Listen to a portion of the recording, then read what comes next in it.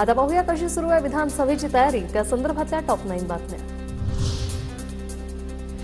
सांगली जिल्ह्यातील विधानसभा निवडणुकीचा फॉर्म्युला आता जवळपास निश्चित। 8 पैकी 3 जागा काँग्रेस लढणार, तर 3 राष्ट्रवादी काँग्रेस आणि 2 जागा शिवसेना लढणार। मिरज आणि खानापूर हे दोन्ही विधानसभा मतदारसंघ शिवसेना लढणार, चंद्रहार पाटलांची माहिती।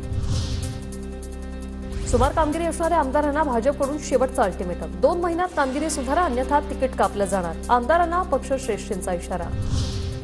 चंद्रकांत पाटील माणसं जोडणारा माणूस, कोथरूडमध्ये समर्थकांची बॅनरबाजी। चंद्रकांत पाटील पुन्हा कोथरूडमधूनच निवडणूक लढवण्याचे संकेत। मनसेकडून विधानसभेसाठी 4था उमेदवार जाहीर। लातूर ग्रामीणच्या जागेवर संतोष नागरगोजे यांना उमेदवारी। विधानसभेसाठी भाजपनंतर अजित पवार गटाकडूनही सर्वेक्षण। 25% आमदारांच्या मतदारसंघातील सर्वे सकारात्मक। पहिल्यांदा निवडून आलेल्यांना पुन्हा उमेदवारी मिळण्याचे संकेत। मलिकांच्या कुटुंबातून 2 जण विधानसभा लढणार। मलिकही पुन्हा विधानसभा निवडणूक लढण्यास इच्छुक, सूत्रांची माहिती। राष्ट्रवादी काँग्रेस शरद पवार गटाकडून शिवस्वराज्य यात्रा 2 ची घोषणा। शिवस्वराज्य यात्रा लढा स्वाभिमानाचा असं यात्रेचं नाव। 9 तारखेला शिवनेरी किल्ल्यावरून यात्रेला सुरुवात होणार।